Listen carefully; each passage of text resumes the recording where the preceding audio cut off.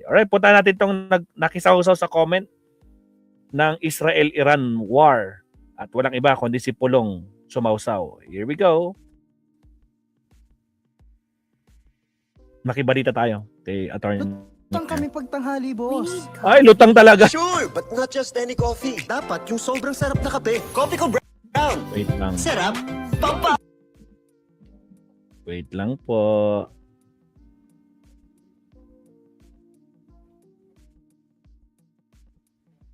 Wait. Okay, fast forward natin.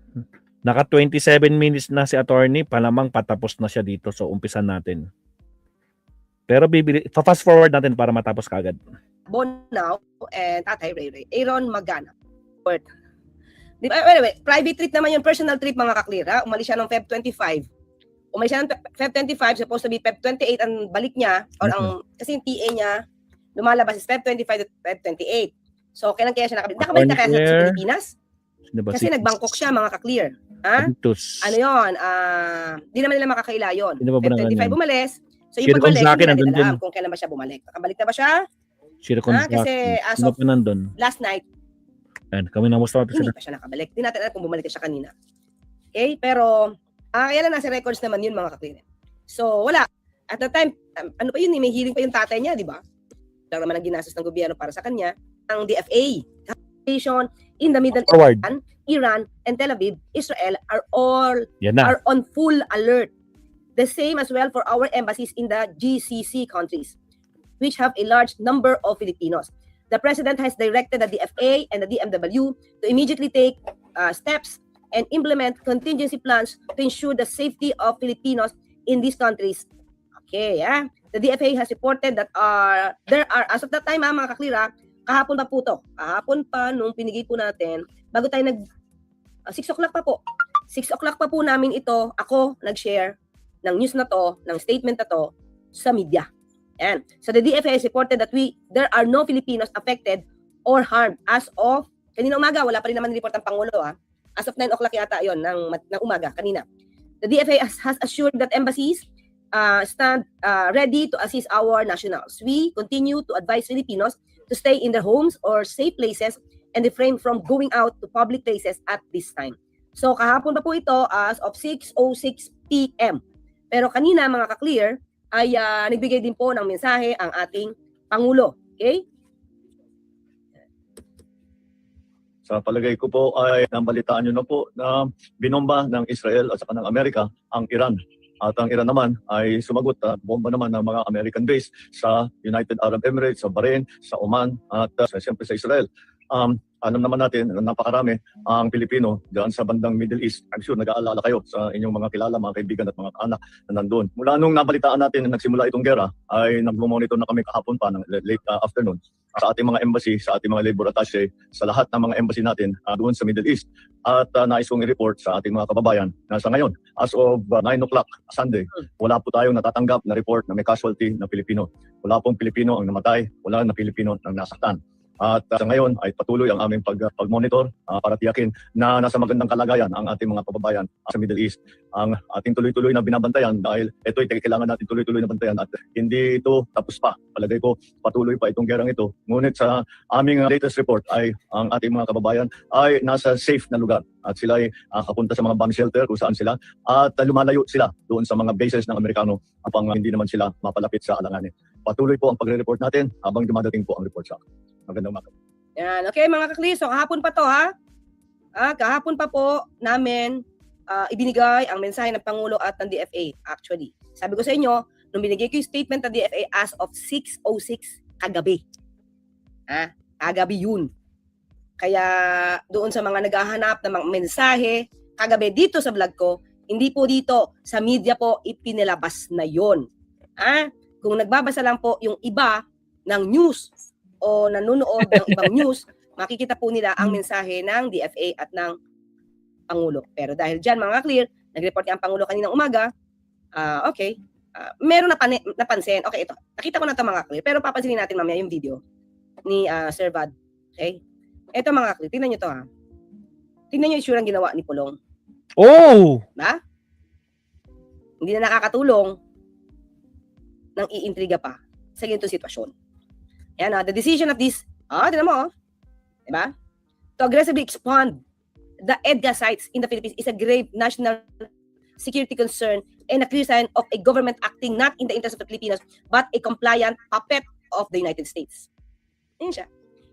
Pinag-iinitan niya yung EDCA sites, mga clear. Ayan, supporters of the EDCA call this protection, but protection that invites retaliation, escalation, and entanglement in wars that are not ours is not protection, it's recklessness. Ayan yung mga kaklira.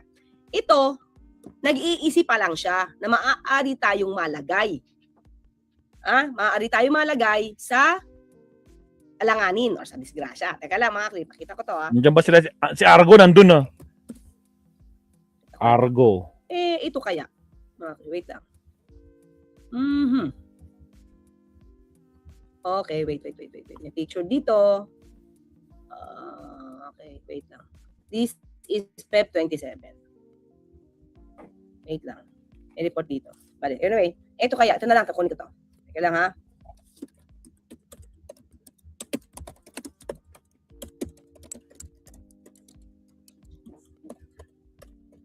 Okay. Ito. Pakita ko ito, mga. Pakikita ko sa inyo. Yan itong binasa ko sa inyo, parte na kanyang Facebook, yan ay, kumbaga, nalalagay daw sa alanganin, di ba? Nalalagay sa peligro. Lawmakers condemning China's fresh harassment of Filipino fisherfolk in the West Philippine Sea. The water cannon incident by Beijing on Friday, wounding 3 fishermen at Sabina Shoal. Senator Risa Ontiveros calling it an escalating violence that compels the Philippine government to speed up defense treaties with allies. She also called on government to strengthen the country's maritime and defense capabilities as soon as possible. Congresswoman Ito po, this escalating violence must compel our government to immediately fast-track defense treaty negotiations with like-minded allies, or rather countries. Di ba? Laila de Lima meanwhile says government should not let the serious violation of fishermen's rights pass. The U.S. also rallying behind its ally. Its envoy to Manila, Mark Carlson, saying China's aggressive actions put the lives of Filipino fishermen in danger. Ano kaya? Ano kaya ang statement dito? Ito nangyari na to, mga kaklira. Hindi ito nag-a-anticipate lang or parang nagbabadya na maaari may mangyari. Ito nangyari na to. Pero ano yung statement nila, mga kaklira? Tingnan natin, wait lang, ito pa.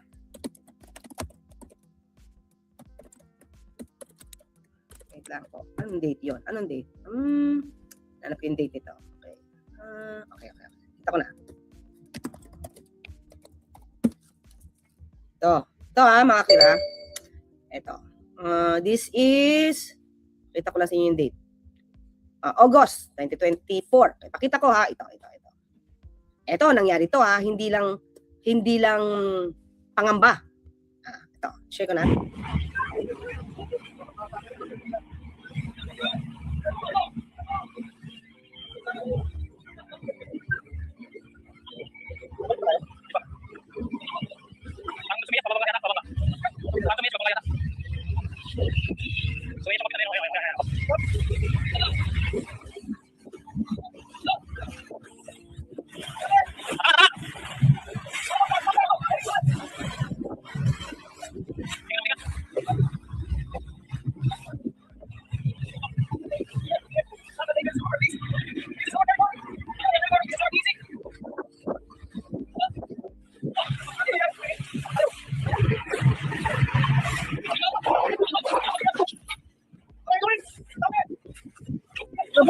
Nag-provoke, di ba?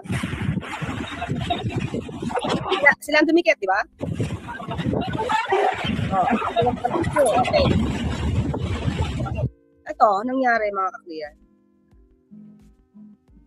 This is August. August to. 25. August 25. Okay? Ito ngayon mga ka-clear. Ito, nangyari na to hindi ito nagbabadya lang. Ito. That's August, di ba? 2024, 25, 2024. Ito, sagot niya. August 28, 2024, di ba? Ano sabi niya? Sara Duterte explains silence on West Philippine Sea. Not my role to speak about. Diba? Yan din ang sabi ng kapatid niya, di ba? Si Pulong mismo nagsabi. Yan, basahin natin. Vice President Sara Duterte defended her silence on West Philippine Sea disputes. Ayan, nangyari na to mga klira. Hindi ito pagbabadya ng parang EDCA lang.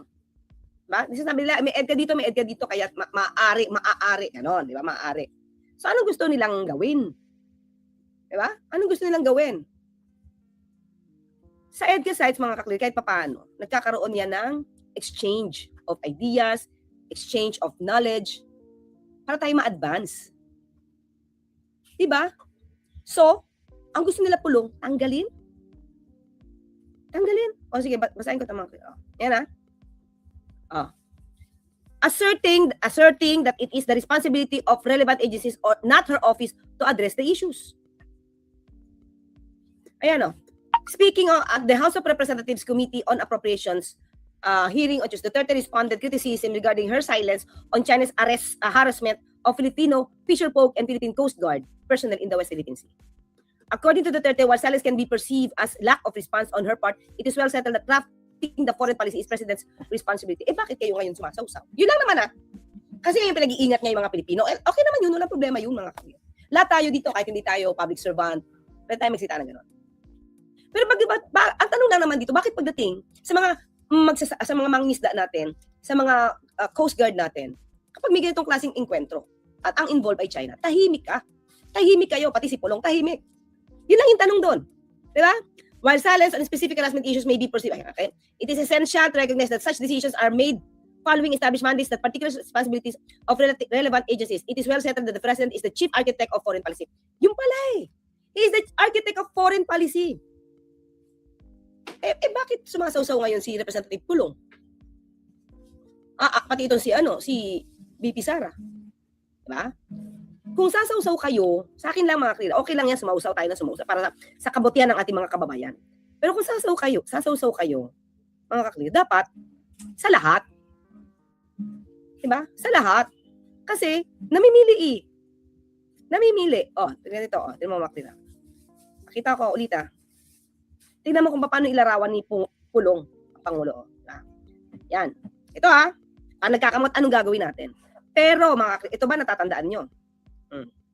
Ito siguro ito umamin. Ang Pangulo meron sariling polisiya para sa bansa natin. Sige, ito. China is claiming it. We are claiming it. China has the arms. We do not have it. So, Tapos, we don't have it. Tapos, ayaw mo pa na merong mga ibang bansa na dumadayo dito para turuan tayo, magkaroon ng exchange of ideas. Alam mo yun? Para sa mga estratehiya para ipagtanggol ang sariling bansa. Bakit? Ayaw nila yun. Kasi ayaw din ng China na meron ditong EDCA sites. it's simple as that. They are in possession of the property. Diba? Dito pa lang, sukong-suko na You remember your lawyer property rights. They are, it has nothing to do with the Philippine laws of property. But it's akin to, they are in possession. So what can we do? We have to go to war. War talaga? Sige, mamaya pakita ko And I cannot afford it. Maybe some other president can, but I cannot. Inutil ako dyan. Yun. Maybe some other president can, but I cannot. Inutil ako dyan. See? Tapos ay nalagay mong picture ang Pangulo, asing wala siyang alam. Eto mga kaklir. Kita ko to sa inyo. Eto Natandaan nyo siguro to. Pinakita ko na sa inyo before, pero pakita ko ulit. Para makita nyo ang difference ng isang inutil. Has officially confirmed the removal of the floating barrier placed by the Chinese Coast Guard at Bajo de Masinloc, also known as Scarborough Shoal, on September 20. This action followed a joint effort by the PCG and the Bureau of Fisheries and Aquatic Resources, who conducted a maritime domain awareness flight yesterday morning over Scarborough Shoal. President Ferdinand Marcos Jr. recently issued a directive to the National Task Force for the West Philippine Sea to Ito mga kaklir, alam nyo to, naglagay ng floating barrier ang Chinese Coast Guard sa may Bajo de Masinloc. Diba? Pero pumalagi ang Pangulo Kiniklaim lang naman niya kung ano yung karapatan natin, pero hindi siya nakikipaggera. Pero si dating Pangulo Duterte, ayaw niyang kumilos na ma-offend ang ibang bansa. Makupenan Takot siya. Inutil siya. Argoy ko. Diba? Tapos ilalagay ngayon ni Pulong doon sa Facebook niya, kumakamot ng ulo yung Pangulo. Magkaiba talaga sila. Dahil may sariling polisiya, pagdating sa pagtatanggol sa karapatan ng West Philippine Sea at sa pagtatanggol ng Coast Guard, ng Pilipino, ng mga mangingisda natin. O, pinatanggal. carry out a special operation at Bajo de Masinloc for the removal of the floating barrier. The PCG showcased the anchor they removed to the media and conveyed that they are awaiting the national government's decision on how to proceed with the anchor. O, tinanggal. Nagkabon ba ng gera ang Pangulo? Di ba hindi? Siya, wala siyang ginawa. Give up siya. Pero ang Pangulo, ito, wait.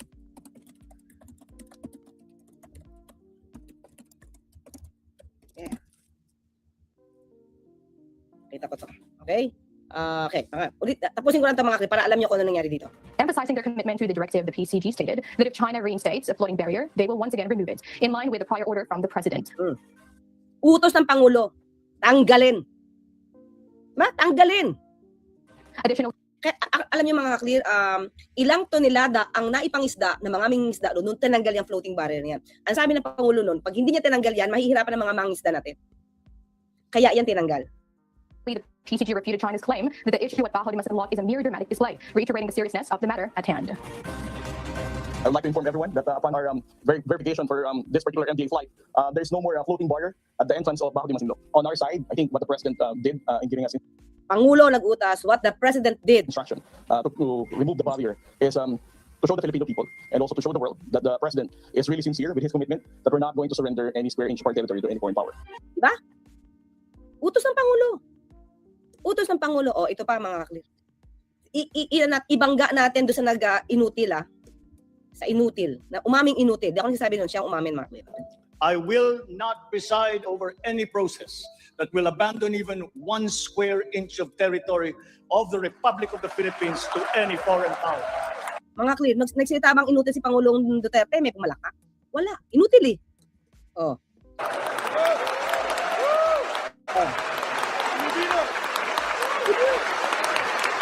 At nagsalita siya dito at ginawa niya. Yan, yung pinaka-importante doon mga clear. Now, ito, kung ikukumpara mo dito mga clear, ito. Sige hindi nagsuko si Pangulo kahit ano O, ito na. Ito. Tingnan natin. Rodrigo Duterte says he won't protest the presence of Chinese ships in Sandy Cay. Oh, a he sandbar will near- not protest the presence of Chinese. Ulitan na. Okay. protest the presence of Chinese ships in Sandy Cay, a sandbar near Pag-asa Island in the West Philippine Sea. Supreme Court Senior Associate Justice Antonio Carpio earlier described the presence of Chinese ships as invasion of Philippine territory. But Duterte says the incident does not count as invasion and that the Chinese ships are there to patrol since we are friends with Beijing. Ang kita mo, hinayaan niya pa doon sa sinasabing parte ng karapatan natin at territory natin or maritime rights natin, hinayaan niya pang magpatrol ang Chinese ships. Because friends daw tayo with Beijing. Okay? Duterte says, quote, "Why should I defend a sandbar and kill the Filipinos because of a sandbar?" He rules out filing a diplomatic protest as suggested by Carpio. Duterte says Chinese Ambassador Zhao Xianhua assured him Beijing is not building anywhere there. Duterte also Dapat lang naman, kung atin naman yun, ba't naman sila magbibuild? denies Chinese ships prevented the Philippine Bureau of Fisheries and Aquatic Resources vessel Shout from out, approaching Emily Sandy Bascog. Cay. Okay, mga clear? Dito dapat may tinatayo na shelter. Si Lorenzana. Sinabi ko na sa inyo to. Pero, okay, building, wait lang. Pero nung sinabi ng Chinese, si Jinping yata, basta ng China, tanggalin, ito. Tinanggal niya. Ito, sige, para meron tayong resibo mga kaklear. Tapos, ang ipoportray ni Pulong, ang Pangulo, ang puppet, at kamot-kamot ng ulo. Sino bang umaming inutil in the first place? Baka nakakalimutan niya. Duterte stops Philippines build on Sandy Cay due to China protest. See? Ayan. Inamin. Basta niyo ba? Sige. Defense Secretary Delfino Rizal on Wednesday said President Rodrigo Duterte has ordered to stop the construction.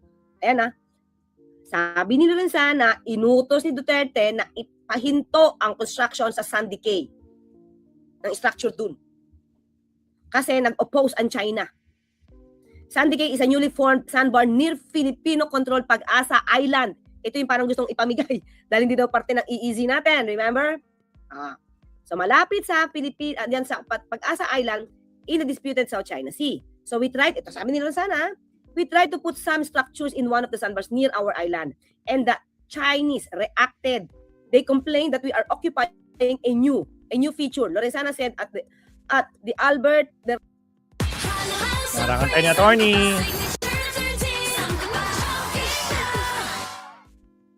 let's pull out.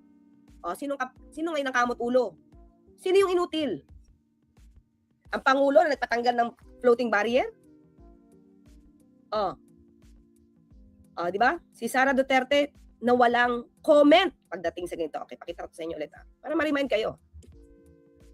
Vice President Sara Duterte says she has no comment on the continued Chinese harassment of Filipino vessels in the West Philippine Sea. In an ambush interview, the Vice President makes a brief statement when asked to comment on the sea dispute, saying the statement of her brother, Davao City 1st District Representative Paulo Duterte about her and the maritime issue was comprehensive. Congressman Paulo recently said it was not the Vice President's job to, quote, demonize China or any country for that matter. Di ba? Ang clear. Pero bakit ngayon, nakikialam sila doon sa policy ng Pangulo tungkol sa EDCA sites? Hindi lang pala ikaw architect ng foreign policy. Yun lang. See? Diyos ko po, Lord. Pero sabi ko nga, okay lang naman na magbigay ng opinion. Pero dapat, especially kapag nahaharas na yung mga kababayan natin. Kasi yun, nangyayari na eh. Nangyayari. Diba? The Duterte family is known to favor China. Former President Rodrigo Duterte made a pro-China pivot during his administration.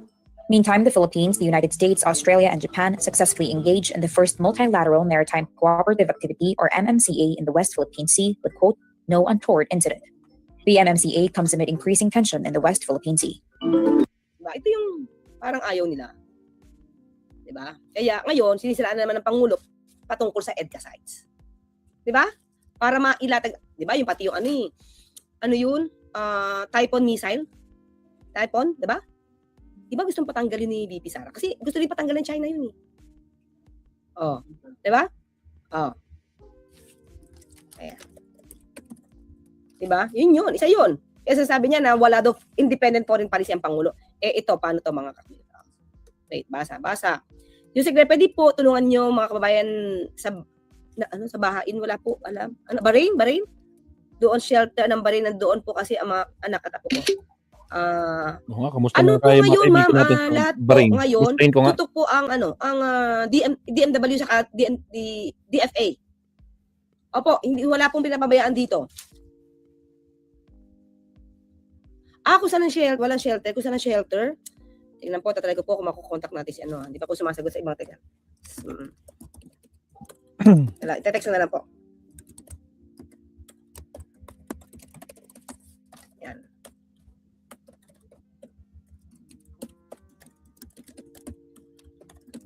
Ay, meron po akong papakita. Wait po. Alam ko meron pong contact number. Wait lang po. Hindi ko alam kung pasok sa inyo. Meron po dito. Wait. Picturean ko po. Wait. Saan na ba yun?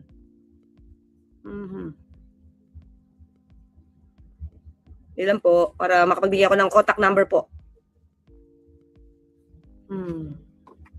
Saan ba siya? Nasa atin po yung contact number na pwedeng tawagan eh. Wait lang po.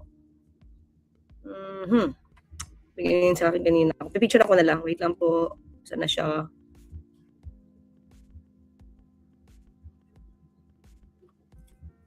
Ako lang po dito sa bandang dulo. Ay, wala dito. Wait lang Dapat na, in-screenshot ko na kanina.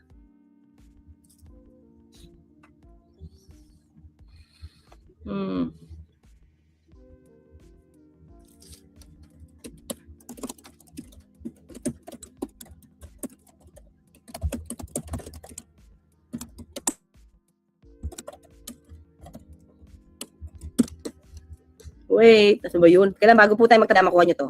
Saan na ba yun? Ano natin dito? Video na to. So, yun mga ka-clear. So, ito. Ang isa pang sinabi ng Pangulo. Ito Ibang-iba sa umaming inutil. What will happen here is we will continue to be present. We will continue to defend our territory. We will continue to exercise our sovereign rights. And despite any opposition from anyone, we will continue to do that, as we have done in the past 3 years. Now, we do not intensify our operations. We just respond. Hindi naman tayo aggressive eh. Ano lang tayo, dumidepensa lang tayo. So that's the situation there. Unfortunately, we are, I think, for propaganda purposes, misinterpreted. But the Philippines is not. We are constant in our defense of the territory, of the state, of the population of the Republic of the Philippines. Ganun lang ang trabaho namin. Ganun lang ang aming gagawin. Wala tayong interest na pasukin kahit sino, napuntahan kahit sino, sugurin kahit sino. Wala tayong ka-interest na. So sana nga yung ginagastos natin for defense and security, hindi na kailangan. Kung saan natin magagamit yan. We can use it for agri, for housing. We can use it for job creation. We can use it. But we have to do this because we're under threat. Yan yun eh. Kailangan natin maging ma-develop, hindi naman mag-prepare for war, but at least dapat prepared tayo. Masanay tayo. Because we are under threat. Tapos ang pagdidiskitahan nila ang away sa Israel saka sa Iran, yung EDCA sites. Di ba? Akala ko ba, hindi kayo architect of foreign policy. Bakit kayo maingay dito? Lalagyan pa kamot ng ulo si Pangulo? As if parang wala siyang alam? Sino bang umamin pagka inutil pagdating sa China? Di ba? Oh, ito mga clear. Ito ang abangan nyo. Ito. Opinion to na isang political analyst. Ano mangyayari? You see a very different Sara Duterte from the past years. All right, we know that the Dutertes and their allies are pro-China. How could this also, the pro-China stance, impact her potential electoral victory in 2 years' time? This is another important signaling of that early announcement of VP Sara. This is also a signal to both Washington and Beijing, right? That because her candidacy is still at play, then all of the foreign policy and geopolitical issues are not really settled, right? Because once they return to power, once the Duterte return to power, then we can easily just pivot back to China. Pivot back to China. Shoutout Nets. Diba? Yun. Kaya hindi nila kinakantian China. So, pag may ibang issue, ibang bansa, ingat kayo. Yung EDCA sites, kasi Mark lalo naman. shoutout Michael. To be honest, sometimes I actually have no idea what's going on. Sa mga bagong pasok ka, baka nakalimutan nyo mag-like. Like and subscribe po tayo. Salamat. Wants the president to be pictured. Diba? Ayan, no? Diba? Kasi ayaw nila to. Ayaw din kasi to ng bansang kinikilingan nila. Nakita nyo naman mga ka-clear, ang Pangulo, nagpo-protect sa atin, nagpo-protect sa West Philippine Sea, pero hindi naman siya nagtatawag ng war.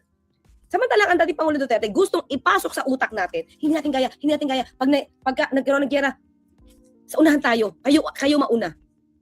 Pero sabi niya, hindi niya kaya, inutil siya. Yun ang gusto niya ipalabas sa utak ng lahat ng Pilipino. Kaya lahat ngayon, na kahit paano ay inaangat natin ang ating karapatan, di ba? Nang hindi nagigera, inaayawan nila, nagagalit sila. Yung mga salita ni Tariela, ni Commodore Tariela, Real Admiral na, promoted. Congratulations po, Real Admiral Tariela. Diba? So, yung mga tipong ipinaglalaban ang karapatan ng Pilipinas, galit sila dun. Diba? Galit sila dun. So, yun lang mga clip, pinakita ko lang, sumasawsaw. Okay lang, sabi nga, walang problema kung sumasaw ngayon eh. Si Vice Presidente na mag-ingat po kayo, ganyan. Walang problema yon. Ang tanong natin, una, nakauwi ka na ba ng bansa? Kasi umalis ka ng February 25. Uy, grabe. Walang ka-report sa OVP na ikaw umalis. Diba? Sa yon. Kahit sabihin po yan na personal trip mo yan, may obligasyon ka pa rin. Kasi, nagbayad din naman yung gobyerno natin sa staff mo saka sa security mo. Definitely, may kasama ka naman security. Imposibleng wala. Diba? Pangalawa. Diba? Umuwi ka na ba ng bansa? Watching from Bahrain. Hindi ka pa nag-report. Anong ginawa? Lucy, kamusta kayo dyan? Okay na yan. Pangalawa, Ingat kayo dyan ha. ikaw magsabi na mag-ingat ka. Walang problema doon. Pero, yung mga naaapi naman at nabubuli ng mga mangisda natin at mga Philippine Coast Guard natin, abay, magkomento ka naman. Kasi minsan pag ayaw mo na magkomento, hindi ako architect ng foreign policy. Pero pag ibang bansa, ayun, umikibo, pati si Pulong. Pero nadinig niyo ba sila nagsalita about China? Hindi tayo nakikipag-away sa China. Tinatanong lang natin, yung mga nangyayari sa China, sa Chinese Coast Guard, sa Philippine Coast Guard natin, sa mga mangisda, nagkomento ba sila? Nagkomento ba? Wala po. Diba? Yun lang naman. Okay mga ka-clear, thank you so much sa all. Salamat, attorney. Ayan. Shout out kay Lucy San Ramon. Kamusta na kayo dyan? Ako po, ingat kayo dyan. Ako po, kitang-kita natin dito sa mga news feeds natin nangyayari dyan. Actually, pati yata sa Dubai may nakita ko, lumabas sa feeds ko, yung may mga nasusunog daw. Ewan ko kung totoo yun. Pero dyan sa Bahrain, I think Bahrain, especially yung mga kalapit na bansa. Ako po, ingat po kayo mga kapsat. Wait lang po. Okay, lakasan natin ng konti. Okay, last subtopic na lang tayo, Mabsat. Ito na po yung iiwan ko dito sa ating live stream. Maraming salamat po. Again, sa mga bagong pasok, shoutout sa inyong lahat at huwag kalimutan mag-like and subscribe. Right. Sir Paul, Panay Serena, yun lang oh.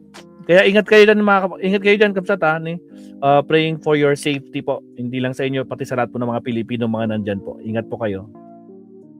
Okay, last subtopic tayo. Here we go.